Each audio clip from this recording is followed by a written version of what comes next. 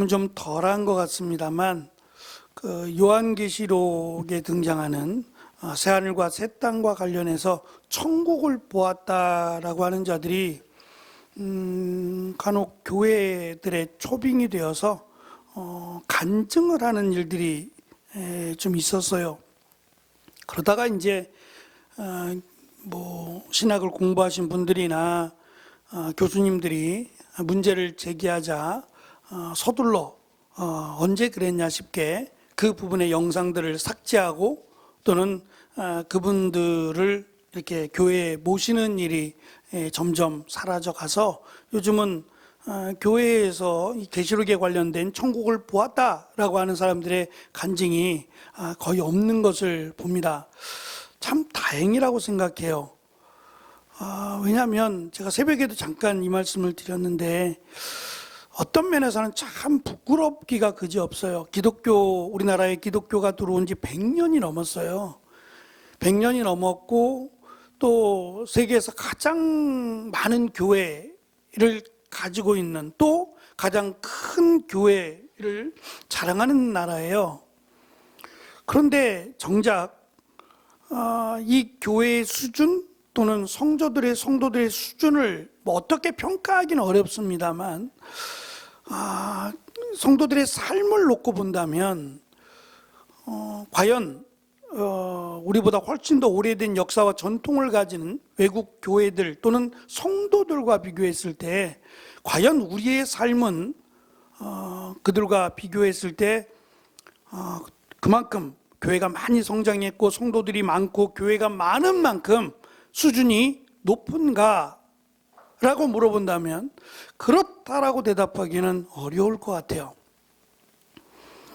예배도 많고 교회를 가는 수도 많았잖아요. 그래서 한 번은 제가 이제 자신은 이분이 살아계셔서 아직은 은퇴하셨지만 원로 목사님이지만 살아계셔서 제가 함부로 말하기는 참 조심스러워요. 왜냐하면 앞으로 남은 시간에 또 어떻게 변할지 그게 참 두렵기도 하기 때문에 제가 존경한다, 좋아한다라고 말은 해도 이게 또 올무가 될 수 있어서 함부로 이름을 말씀드리기는 못한데 어쨌든 제가 젊은 시절에 이분을 나름 좋아해서 이분의 책도 많이 읽었고 또 뭐 지금처럼 mp3가 있던 시대가 아닌 테이프를 아시죠? 카세트에다 테이프를 넣어서 듣던 그 시절에 그분의 테이프를 구해다가 테이프를 가지고 또는 녹음을 해서 유학을 갈 정도로 가서 차 안에서 그분의 설교를 들을 정도로 좋아했었어요. 저랑 목소리도 좀 비슷하고 그래요. 굳이 뭐 연관 지으려고 하는 건 아닙니다만 굉장히 화통하시고 근데 이분이 벌써 몇십 년 전이잖아요. 몇십 년 전인데 설교 시간에 설교를 하시면서 제발 교회 좀 그만 오라고 하셨어요. 제발 좀 교회 좀 그만 오라고. 쇼킹하죠? 무슨 말인가 들었더니 쓸데없이 교회를 많이 온대요. 정말 필요해서 정말 일이 있어서 교회를 오는 거면 당연히 와야죠. 당연히 와서 섬기고 봉사해야 되는데 그렇지 않음에도 불구하고 그냥 와서 교회에서 그냥 모임을 갖는 이것에 대해서 오히려 그 집안에서 해야 될 일, 가정을 돌보고 또 가족들을 살펴야 되는 일에 대해서 등한시한다고 여기신 거예요. 그러니까 쓸모없는 시간을 보내지 마라는 의미를 그렇게 돌려서 말씀하셨어요. 교회를 자주 오는 것이 문제가 되겠습니까? 그런데 그냥 와서 이야기거리나 만들고 그래서 이분은 오죽하면 예배 끝나고 이렇게 성도들하고 인사를 나눌 때에도 여자분들 남녀노소를 불문하고 나이가 적거나 많거나를 불문하고 하여튼 여자 성도들하고는 악수 한 번을 안 하시는 분이었어요. 특별한 뭐 이유가 있어서 여자들을 미워하거나 뭐 그런 건 없는데 그분의 생각, 그분의 소신은 그랬어요. 남자들하고만 이렇게 악수를 하거나 이런 그 스킨십을 좀 했지 여자분들하고는 전혀 악수조차 하지 않으셨던 분이었어요. 근데 이분이 그 평생을 목회를 하시면서 개척을 해서 아마 교회를 개척을 했는지는 잘 기억이 나지 않습니다만 교회를 좀 세워 가시면서 이분 나름대로 소신을 가졌던 것이 있다면 말씀대로 교회를 세우겠다라고 하는 소신을, 그 목회 철학을 가지셨어요. 그 부분에 많은 관심을 갖고 말씀을 전하셨고, 그것 때문에 또 신학교에 가끔씩 출강을 해서 하셔서 후배들에게 말씀에 대한 관심과 욕심을 내라고 많이 강조하셨던 분이에요. 어르신임에도 불구하고 좀 다른 면이 있었던 분이에요.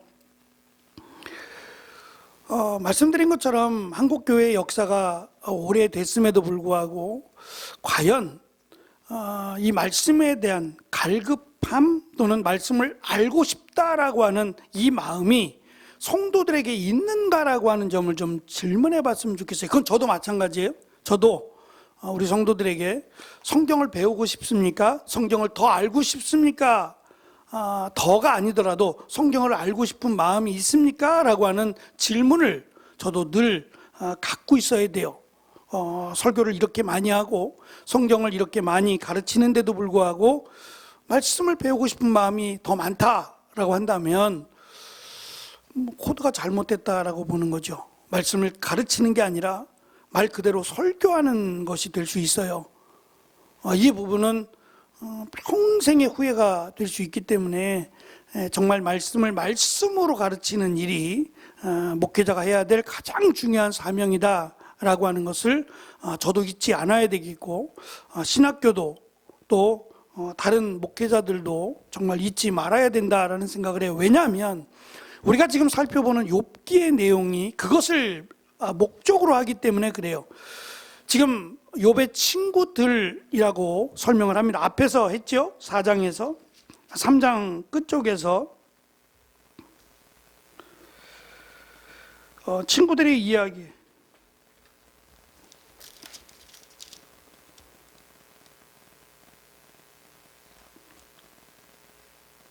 이 장 끝쪽입니다. 11절부터 욥이 저주하기 전에 세 친구들에 대한 운을 띄웠어요. 대만 사람 엘리바스, 수아 사람 빌닷, 나아마 사람 소발. 이들이 세 번에 걸쳐서, 크게 세 번에 걸쳐서 세 차례의 반복이 나와요. 욥기 42장까지의 내용 중에 이들이 세 번에 걸쳐서 세 번의 사이클을 통해서 욥기서를 끌어간단 말입니다. 그 목적이 뭐냐면 그냥 간략하게 이야기하면 되는데, 대화라고 하는 방식을 통해서 하나님에 대한 지식이 잘못되어 있다는 것을 가르쳐 주기 위함이에요. 욥기서의 목적은 그래요. 하나님에 대한 지식이 잘못되어 있다. 욥도 잘못되어 있고 이 친구들도 잘못되어 있다. 뭐가 잘못되어 있느냐? 이 부분을 가르쳐 주는 데 목적이 있어요. 그러니까 하나님을 아는 지식이 잘못되면 단순히 잘못됐다라고 끝나는 문제가 아니에요. 이건 신앙과 관련된 문제고, 자기의 그 신앙의 철학, 목회 철학, 신앙의 소신과 관련된 부분이기 때문에 굉장히 다릅니다. 그래서 욥기서를 통해서 하나님을 아는 지식 또는 하나님을 아는 바른 지식을 깨우는 데 목적이 있어요. 이 부분에 우리가 조금 관심을 가지고 욥기서를 살피신다면 많은 부분을 아마 얻지 않을까라는 생각이 듭니다. 먼저는 우리가 읽은 말씀에 엘리바스라고 하는 사람이 처음으로 이제 등장하기 시작합니다. 4장부터는 욥과 아까 제가 2장 11절 끝부분에서 지금 세 사람을 소개한다고 하면서 뭐라고 되어 있냐면 2장 11절에 욥의 세 친구인이라고 번역이 되어 있어요. 제가 이 부분을 찾아봤어요. 친구가 맞는지, 친구라는 단어 또는 동료라는 단어 비슷한 단어들이에요. 이 단어가 지금 11번이나 욥기서에 등장한단 말이죠. 친구라고 한다면 제가 말씀드렸잖아요. 친구는 단순히 만났다 헤어졌다 또는 뭐 헤어질 수 있죠. 그리고 또 다른 친구를 만나고 이런 보편적 개념이 아니라 그랬어요. 당시에는 친구 아니면 원수, 그리고 혈연 관계, 가족 그 이상의 관계를 친구로 봤단 말이죠. 무슨 말이냐면 지금 그 욥이라고 하는, 욥이 의로운 자라 하나님이 칭찬하시는 이 욥이 적어도 하나님이 칭찬할 만한 믿음을 가졌다면, 그 친구들도 어떤 친구들이 돼야 되느냐?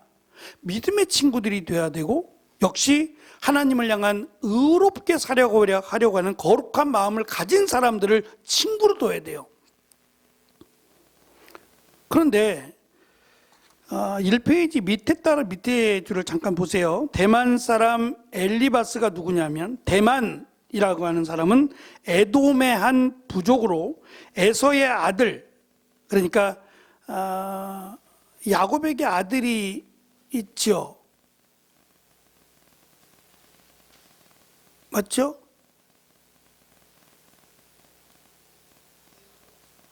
이삭에게 아들이 있죠.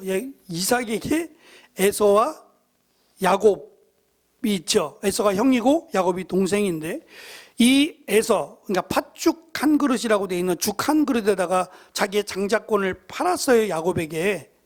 그 에서예요. 얘가 되시죠, 누군지? 그 에서의 후손이에요. 이 대만 사람 엘리바스가 에서의 후손이고, 수아 사람 빌닷이라고 되어 있는데, 이 수아는 아브라함의 후처라고 되어 있는 그드라에서 난 자손이에요. 조금 더 설명을 드리면 2페이지 밑에 단에 가시면, 빌닷은 아브라함의 후처 그드라에게서 난 수아의 후손이고, 아브라함의 후처에서 난 자들이 누구냐면 아수르, 미디안 등이 이들의 자손이 돼요.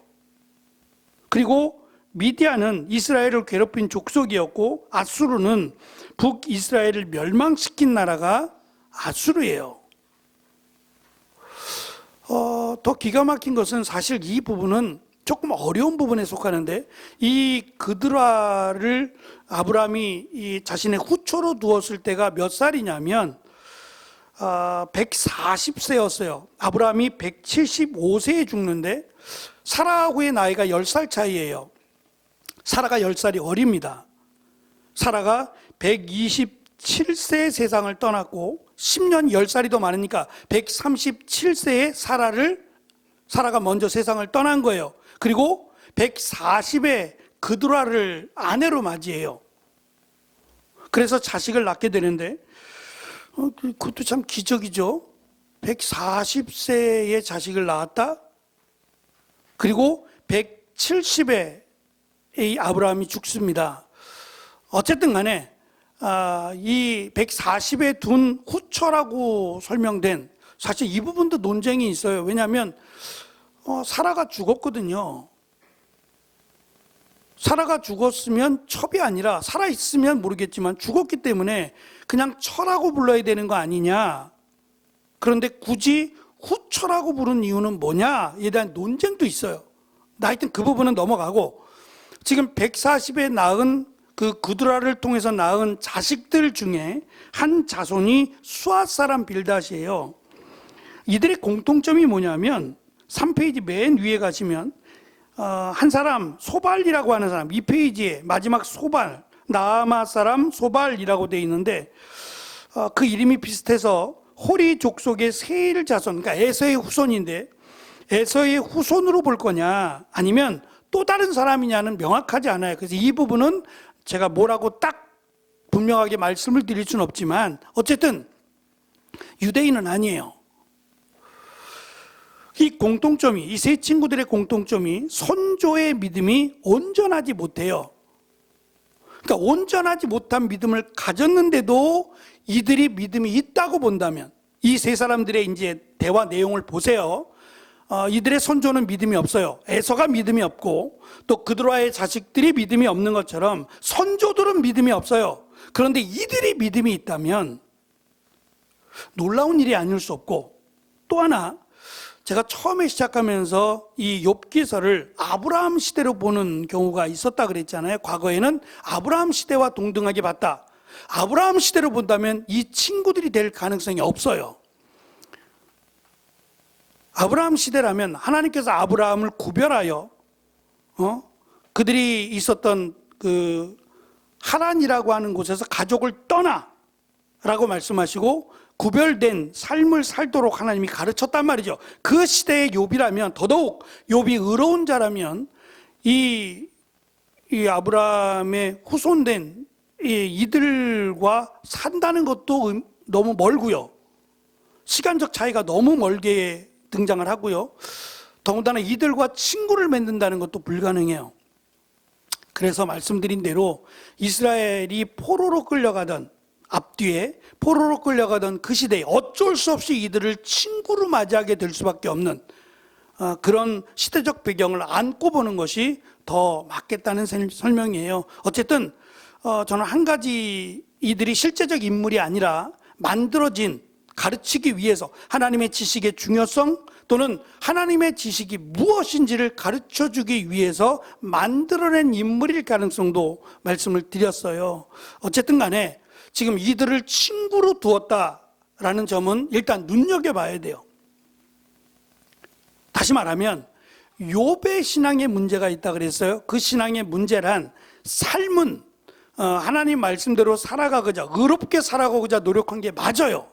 맞지만 그가 가지고 있는 지식, 하나님에 관한 지식에는 분명히 문제가 있어요. 그 지식에 문제가 있고 이 욥뿐만 아니라 욥의 친구인 세 사람 다 지금 엘리바스나 빌닷이나 소발이나 이 세 사람 다 문제가 있어요. 다 문제가 있어서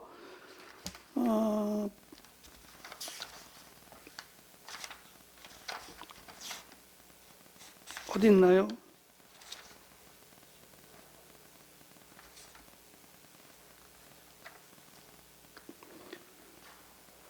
하나님이 그의 엘리바스의 주장 때문에 하나님이 화를 내시는 내용이 있어요. 나올 겁니다. 어쨌든 3페이지를 보시면 욥의 고난에 그의 친구 1페이지에 있어요. 1페이지 중간에 하나님에 대한 잘못된 이해를 이 엘리바스가 갖고 있어서 42장 끝장이에요. 끝장 7절에 가시면 이렇게 말씀하세요. 보이시나요? 1페이지 중간에 가로로 이렇게 되어 있는 욥기서 42장 7절 말씀이에요. 같이 읽어볼게요. 시작. 여호와께서 욥에게 말씀을 하신 후에 대만 사람 엘리바스에게 말씀하셨습니다. 너와 내 두 친구는 정말 나를 화나게 하였다. 너희들은 내게 욥처럼 옳게 말하지 않았다. 그러니까 그릇 말했다는 거예요. 하나님에 대해서 잘못 말했다는 거예요. 이제 그것을 우리가 알아갈 거예요. 그러니까 우리의 신앙 또는 우리의 신앙의 삶이라는 것은 하나님을 어떻게 아느냐에 따라 달라져요. 그러니까 착하게 살고 열심히 섬기고 봉사하고 이것도 굉장히 중요한데 그것보다 어쩌면 더 중요한 것은 하나님을 아느냐는 거예요. 우리의 신앙의 근본은 하나님을 아는 데서부터 출발을 해야 돼요. 그럼 어떻게 아느냐는 거예요. 배워야 돼요. 지금 이 욥기서의 목적이 그거예요. 하나님을 아는 지식을 전달하는 데 목적이 있어요. 그렇지 않고 지금 엘리바스의 가장 큰 문제가 뭐냐면 자신의 경험이에요. 내가 밤중에 영이 나에게 다가와서부터 하는 이 말들이 다 자신의 경험이에요. 체험과 경험으로 만들어진 신앙이에요. 하나님은 잘못됐다고 말씀하시고 전혀 성경과 맞지 않아요. 그러니까 내 잘못된 경험, 내 잘못된 지식으로 하나님을 설명하거나 하나님을 가르치는 것에 대해서 지금 하나님은 진노하시고 계신 거예요. 그러지 않도록 욥기서는 하나님에 대해서 하나님이 어떠한 분이시냐에 대해서 가르치는 데 목적을 두고 있어요. 저는 욥기서의 말씀을 준비하면서 욥기서가 이렇게 어려울 줄은 잘 모르시겠지만 저는 땀을 삐질삐질 흘리면서 욥기서가 이렇게 어려울 줄은 미처 생각하지 못했고, 또 한 가지는 우리가 새벽마다 말씀을 나누고 있는 호세아서가 역시 하나님을 아는 지식을 강조해요. 너희가 하나님을 모르니까 이렇게 하나님을 향한 열심을 내긴 해요. 하나님을 향해서 자기들이 만들어 놓은 우상 제사의 방법, 여러 가지 다양한 방법으로 열심을 내긴 해요. 심지어는 자해하면서 해요. 자해. 자기 자신들의 몸을 자해하면서까지 그렇게 하나님을 섬긴다고요. 근데 하나님이 그것을 정성으로 받으세요? 아니에요. 그래서 여러 가지 비유의 내용들이 나오거든요.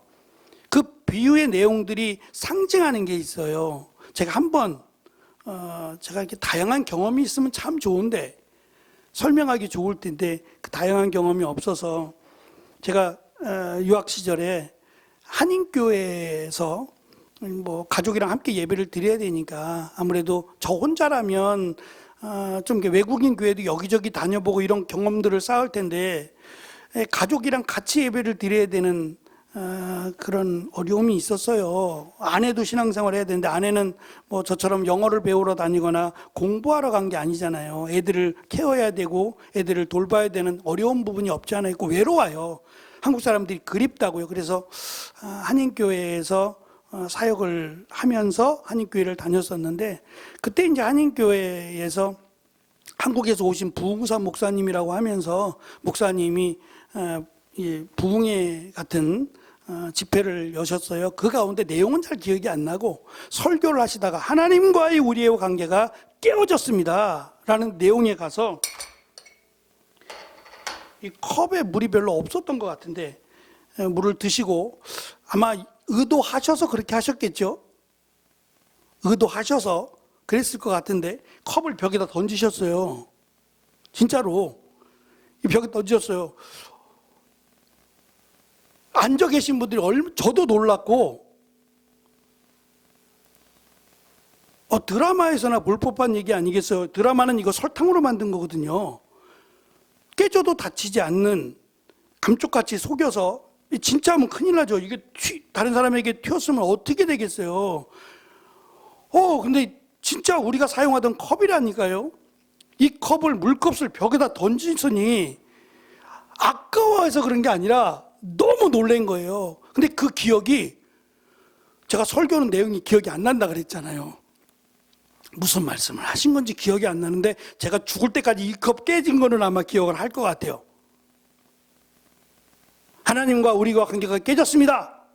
제가 이 컵을 들어가지고 바닥에다가 그냥 확 던지면 아마 평생 잊지 못하실 것 같아요. 제 설교는 기억이 안 나더라도 굉장히 강한 이미지예요. 예? 그렇지 않을까요? 이런 충격적인 잘 기억하라고 꼭 기억하라고 하기 위해서 사용하는 방법이 비유라는 거예요. 비유라고 하는 방법은 내가 살아가는 삶에서 느껴지는 그려지는 것들이거든요.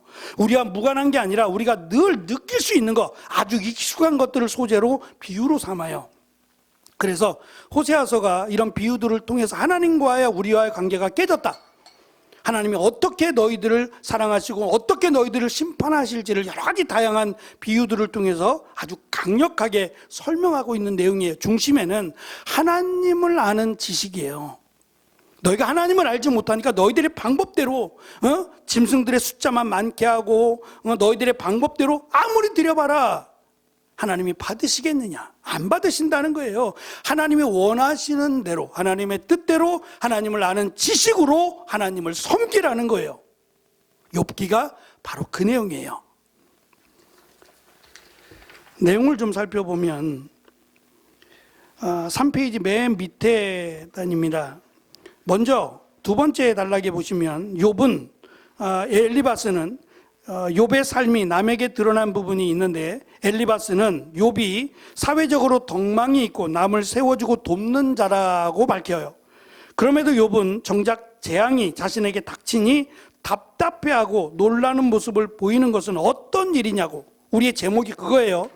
죄 없이 망한 자가 있느냐? 죄가 있으니까 망하는 거 아니냐? 정직한 사람이 멸망하겠느냐? 이 말이에요. 그럴듯해 보여요. 권선징악이죠.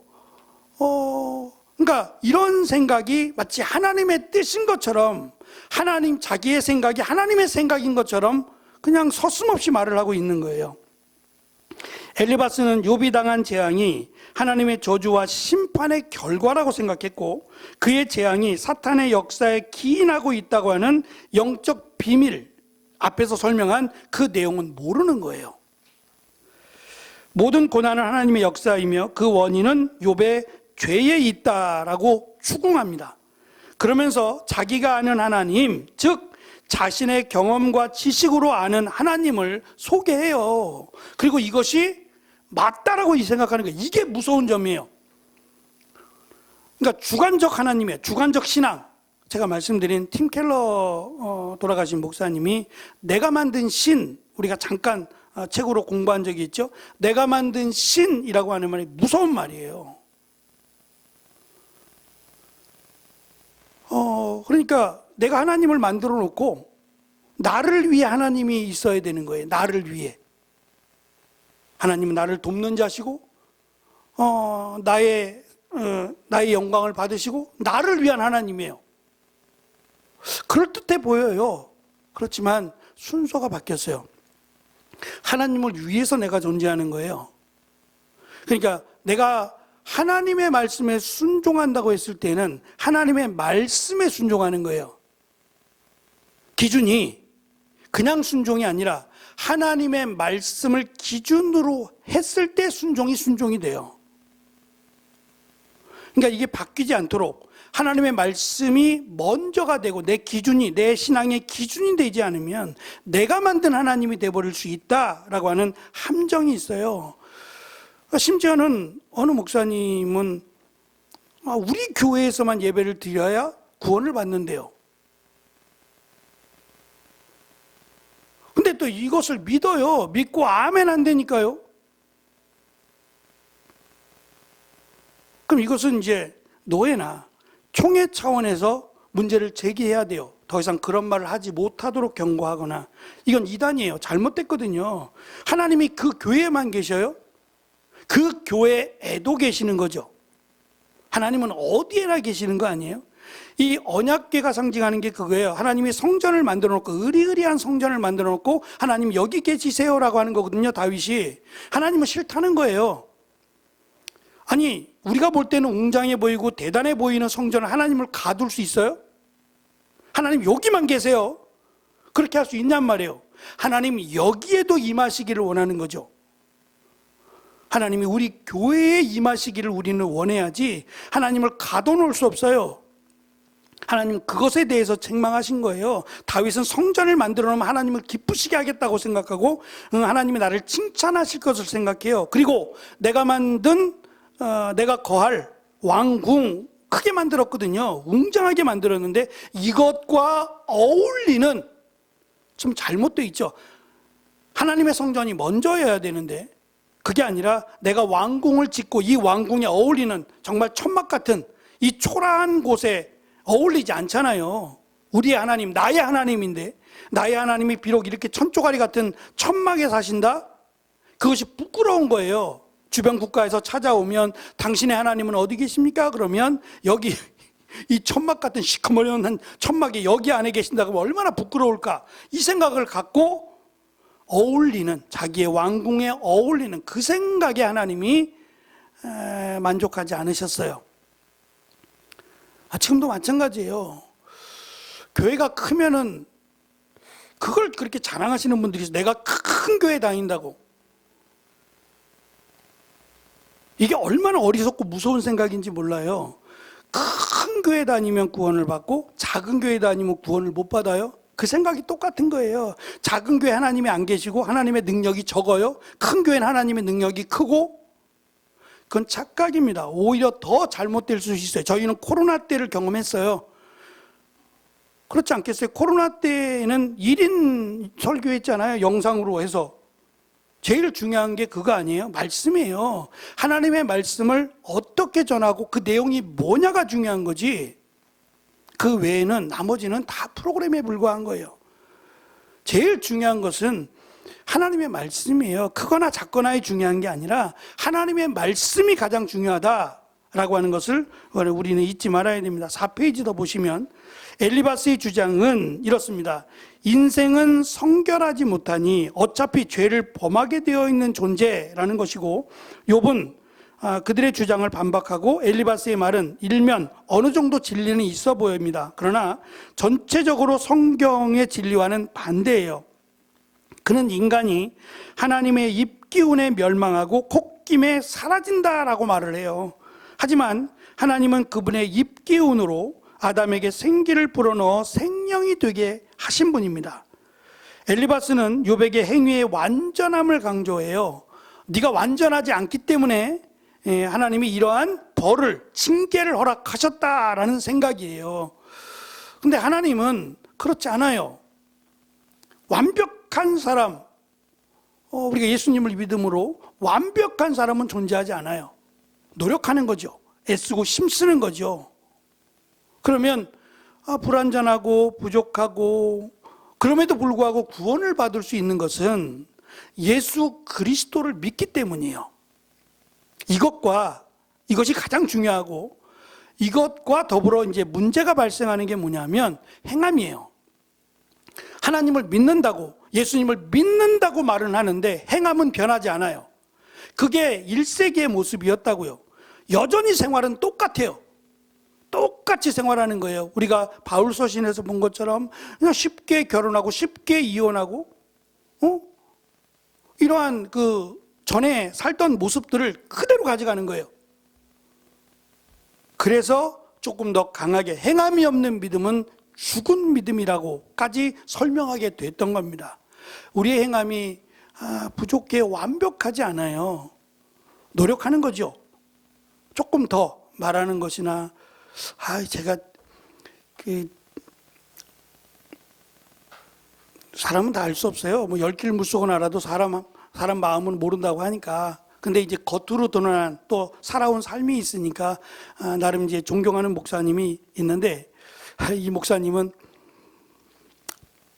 돌아가시기 전에 이 목사님이 설교하시면서 굉장히 고민을 많이 하셨던 것 같아요. 나름 고민을 많이 하시면서 성도들 앞에 설교하셨는데, 그때가 수요일이었는지 주일인지는 잘 기억이 안 나는데, 설교하시면서 내가 여러분에게 고백할 것이 있다고, 내가 정말 회개하는 마음으로 고백한다 라고 하시면서 자신이 이 고백을 함으로 말미암아 이것을 끊겠대요. 이제 맨날 고백을 하고 하나님 안 하겠습니다 했는데도 못 끊는다는 거예요. 그러면서 이제 말씀하시는 게 고스톱이에요. 노름은 아니에요. 노름으로 하는 게 아니라 재미로 하는 건데, 본인은 이게 너무 재밌대요. 너무 재밌어서 이게 교육자들 수련회 가거나 또 이렇게 목사님들끼리 어디를 가시면 그냥 정말 밤새도록 고스톱을 해도 지치지 않는데요. 자기는 너무너무 재밌대요, 이게. 근데 문제는 설교 원고를 준비하는데 새가 날아다니고 막 별이 보이고 이러니까 이거는 아니다 싶으셨대요. 그래서 제가 이러면 안 되는데 내가 조절도 해야 되고 목사가 돼서 이 화투를 치고 있으니 누가 봐도 이건 그냥 건전한 스포츠다 라고 말하면 또 그러려니, 뭐 노름하는 건 아니니까 얼마짜리인지 모르겠지만 노름하는 건 아니다라고, 자기는 뭐 잃어도 상관없고 뭐 따도 돌려주고 막 이러니까 자기는 돈 때문에 하는 건 분명히 아니다. 근데 이 하는 것 자체가 너무 재밌다. 막 계산해서 하는 거, 이것이 너무 재밌나 봐요. 근데 아무리 생각해도 이건 하나님이 보실 때 덕스럽지 않다라는 생각이 자꾸 드니까 아예 고백을 해버리자 그런 거예요. 성도들 앞에서 다시는 고스톱을 치지 않겠습니다 라고. 그 이유는 모르겠어요. 그 이후로는 정말 안 치셨겠죠. 성도들 앞에서 그렇게까지 고백을 했는데, 저는 이제 그 모습이 정말 몸부림이다라는 생각이 들었어요. 조금이라도 하나님 앞에 하나님의 영광을 가리우지 않도록 하기 위한 나름의 애교 같은 몸부림이라고 봤어요.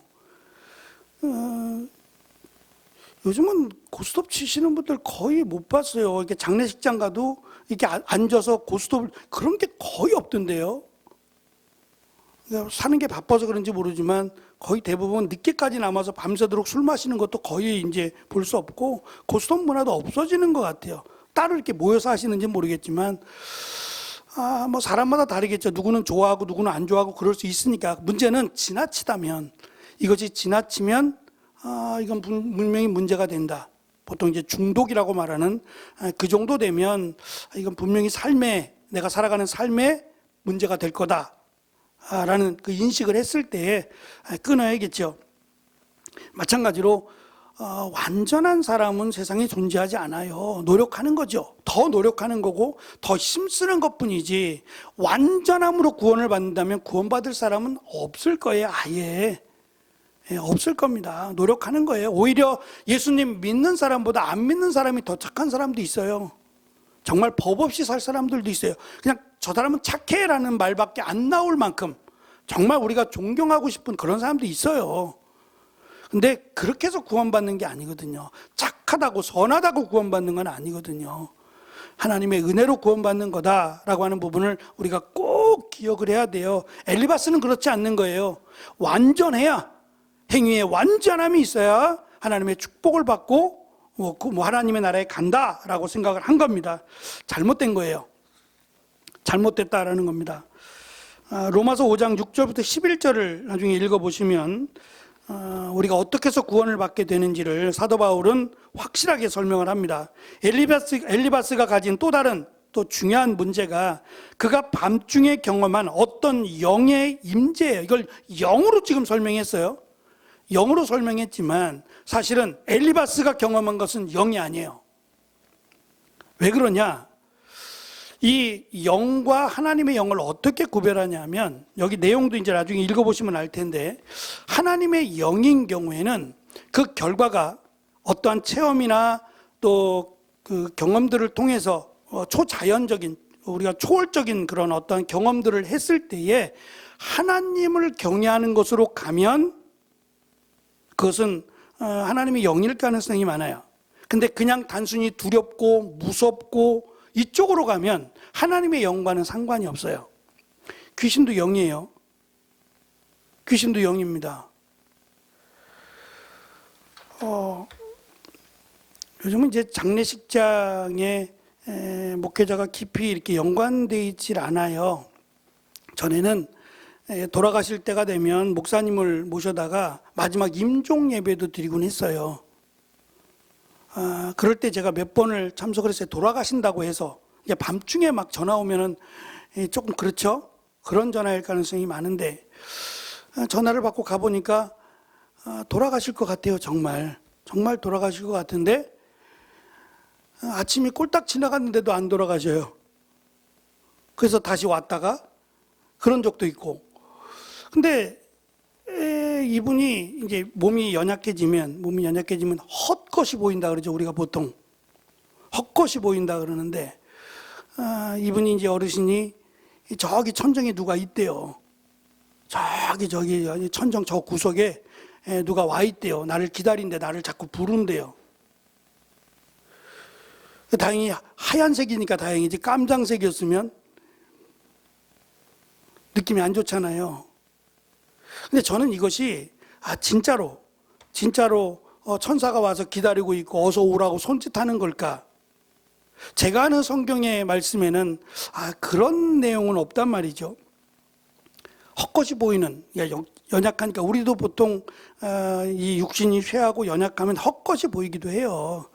근데 그것을 마치 사탄의 역사나 뭐는 천사가 와서 기다리고 있거나 이렇게 설명하시는 분들이 꽤 많아요.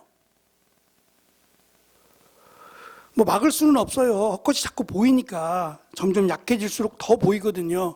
그래서 그냥 찬송가를 틀어주시라고 계속 말씀을 틀어주시고 찬송가를 틀어주시라고 해요. 아니면 말씀을 계속 성경을 읽어주시거나 옆에서 그렇게 하라고 말씀은 드리는데 우리가 이 부분을 어떻게 명확하게 구별할 수 있겠냔 말이에요. 이건 분명히 천사다. 이건 분명히 사탄이다. 어떻게 말할 수 있겠냐고요. 그분이 돌아가시기 전에는 그래도 계속 교회에 나오셔서 예배를 드리셨어요. 휠체어에 앉으셔도 예배를 드리셨고 어르신이 돌아가시기 전까지도 이제 그렇게 예배를 드렸고 그러니까 우리는 믿는다고 확신하고 또 자녀들이 계속해서 어머니에게 말씀했거든요. 어머니 예수님 믿죠? 예수님이 누구고 다 설명을 해왔단 말이에요. 그 수고가 헛되지 않았을 거라고요. 그러니까 어머니 말씀처럼 천사가 와서 기다리고 있다라고 우리는 그냥 생각하는 거죠. 그러니까 이 부분을 어떤 영적인 세계를 마치 내가 아는 것처럼 내가 막 거룩하고 내가 하나님의 은혜와 능력을 받아서 영의 세계를 나는 안다. 막 이런 식으로 지금 엘리바스가 떠들어대고 있는 거예요. 근데 이것이 전혀 성경적이지 아니에요. 성경적이지 않은 것을 성경에 기록했다고 해서 이것이 성경의 말씀은 아니라고요. 하나님의 말씀이 아니라 그가 생각한 체험에 불과한 거지 정말 그가 말하는 것처럼 하나님의 역사하심이 아니다라는 거예요. 그 부분입니다. 5페이지 세 번째 단락입니다. 영이 멈추어 서 있기는 했으나, 그가 말하는 겁니다. 그 모습은 알아볼 수가 없고 형체가 어렴풋이 눈에 들어왔는데 죽은 듯 조용한 가운데서 나는 이런 소리를 들었다라고 말을 합니다. 그러면서 이것이 마치 그의 뼈가 흔들리고 몸에 털이 쭈뼛할 정도였다고 말하지만 이것을 그는 하나님의 성령의 역사, 영의 역사라고 말을 해요. 근데 그건 그의 말이지 하나님이 이렇게 역사하지 않는다고요. 하나님이 말씀하시거나 하시지. 엘리바스는 실상 하나님의 영을 알지도 못하면서 6페이지입니다. 마치 잘 알고 있는 양 말하고 있음을 알 수 있습니다. 어떤 영적 임재를 통해 그가 갖는 두려움은 단순히 무서움으로 인한 두려움이었지 하나님에 대한 경외가 아니었어요. 이런 점에서 그가 느낀 영은 하나님의 영이 아닙니다. 바울은 반대로 하나님의 영이 너희 안에 임하기를, 성령이 너희 안에 임함으로 평강과 은혜가 넘치기를 원한다 그랬어요. 반대죠. 하나님의 영이 우리에게 임하시면 경외할 수는 있겠지만 오히려 우리에게 주는 그 느낌은 평안함이에요. 평안함. 하나님의 영이 우리에게 임하심으로 하나님을 경외하는 것과 평안함이 임해야 되는데 단순히 무섭다, 두렵다라고만 한다면 그게 하나님의 영이겠느냐는 거죠. 더욱이 그는 조용한 중에 한 목소리를 내어 말하는 이 영의 목소리를 듣습니다. 이렇게 말했다고 주장을 합니다. 세번역 성경으로 제가 가지고 왔어요. 같이 읽어볼게요. 6페이지 밑에 단입니다. 시작. 인간이 하나님보다 의로울 수 있겠으며 사람이 창조주보다 깨끗할 수 있겠느냐. 하나님은 하늘에 있는 당신의 종들까지도 믿지 않으시고 천사들에게마저도 허물이 있다고 하시는데 하물며 흙으로 만든 몸을 입고 티끌로 털을 삼고 하루살이에게라도 눌려 죽을 사람이겠느냐. 사람은 아침에는 살아있다가도 저녁이 오기 전에 예고도 없이 죽는 것, 별수 없이 모두를 영원히 망하고 만다. 생명줄만 끊기면 사람은 그냥 죽고 그 줄이 끊기면 지혜를 찾지 못하고 죽어간다 라고 말을 했어요. 이걸 정리하면 5가지가 됩니다. 죄인된 인생은 하나님보다 의롭지 않고 성결하지 않다. 하나님은 그 종들을 믿지 않으며 그 천사도 미련하다고 하신다. 하물며 티끌로 만들어진 자 하루살이보다 못한 인생은 오죽하겠는가. 인간은 영원히 망한 존재이며 그래서 그를 생각한 자가 없다. 인생은 지혜 없음으로 죽는다. 이게 성경이냔 말이에요. 하나님의 말씀이냐고요. 잘못 알고 있는 거예요. 그래서 지금 이 욥기서 4장의 내용을 통해서 엘리바스가 말한 하나님을 아는 지식이 뭐가 문제가 있는지, 이게 어쩌면 엘리바스뿐만 아니라 이렇게 생각하는 사람들이 많았을 거라는 거예요. 하나님에 대해서, 그리고 하나님이 보이지 않으니까 마치 자기가 느끼는 체험들이 하나님께서 행하시는 일들인 것처럼 그렇게 생각하는 일들이 적지 않았을 거라는 거예요. 마치 우리나라의 기독교가 처음 들어왔을 때 하나님 말씀이 보급되지 않았어요. 그래서 가장 먼저 성경을 번역하기 시작했잖아요. 그 서둘렀던 이유가 바로 그거예요. 처음에는 신약 성경부터 번역이 시작됐고 천천히 이제 구약 성경이 번역됨으로 교회가 안정되기 시작했어요. 그 전까지는 내가 만난 하나님, 내가 환상 가운데 경험한 것들을 막 간증하고 돌아다니는 게 부주기수였어요. 그러니 얼마나 혼란스러웠겠냐고요. 얼마나 많은 귀신의 역사가 있었겠냐 말이에요. 지금 이단들도 하나님의 말씀을 가르친다고 말하지만 거짓 교사예요. 거짓. 교묘하게 속여서 하나님의 말씀을 거짓으로 만드는 거예요. 그러면 반대로 이 이단에 빠지지 않으려면 어떻게 해야 되느냐? 우리가 예방해야 될 거 아니에요. 이미 들어간 사람을 빼내긴 너무 힘들어요. 그 예방에 힘쓰려면 말씀을 제대로 가르치는 일밖에 없어요. 하나님의 말씀을 제대로 성도들이 바르게 이해하도록 가르쳐주는 일이 최선의 예방이에요. 결론입니다. 7페이지 맨 밑에 분명 죄인된 인간은 그 자체로 의롭지 않고 성결한 존재도 아닙니다. 그러나 하나님은 하나님의 언약을 믿은 아브라함을 의롭다고 하셨고 그를 믿음의 조상으로 세우셨어요. 그가 원래 의로운 존재이기 때문이 아니라 하나님의 은혜를 믿은 허물 많은 그를 하나님이 부르고 택하셔서 의롭다라고 정하셨어요. 이렇듯 엘리바스는 하나님을 아는 온전한 지식이 부족한 사람입니다. 그는 자신의 세상적 지식과 잘못된 영적 체험을 통해 알고 있는 하나님에 대한 지식을 하나님을 아는 참된 지식으로 주장하고 있는 겁니다. 하나님에 대한 이런 잘못된 지식을 바탕으로 자신의 주관적인 경험적 선입관과 판단에 따라 믿음과 사람에 대한 악의적 평가를 한 그는 정당하지 못한 신앙관을 사람들에게 강요하고 있는 셈입니다. 인과 응보의 법칙을 주장하고 도덕률을 강조하는 그의 주장은 세상의 법으로는 옳은 소리일 수 있어요.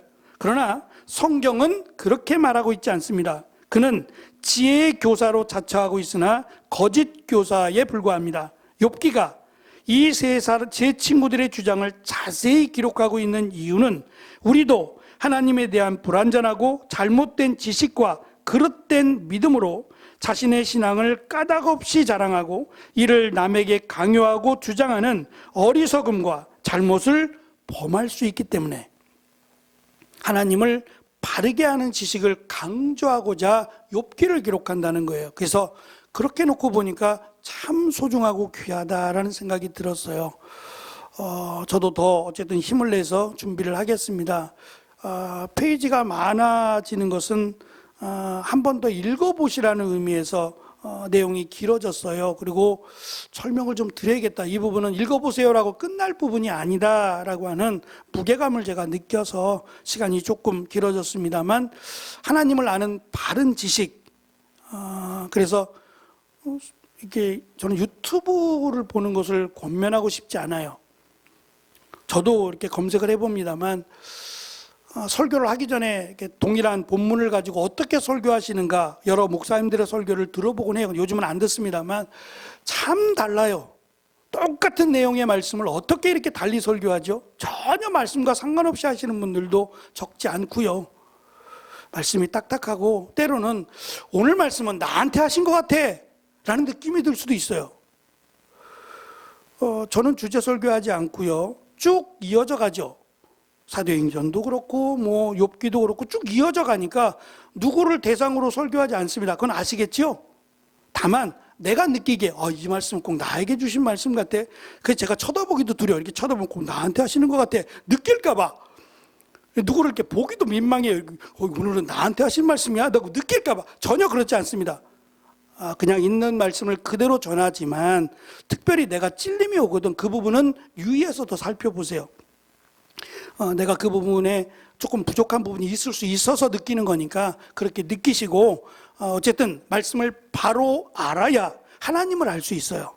그것이 하나님을 바르게 믿는 가장 중요한 방법이라고 하는 것을 깨닫고 여러 가지 우리가 힘써야 될 부분이 많지만 일단 우선적으로는 우리의 나이가 많아질수록 말씀도 더 많이 알아야 되는 거거든요.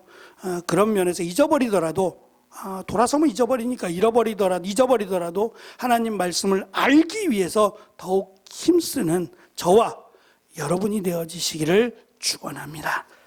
기도하겠습니다. 주님.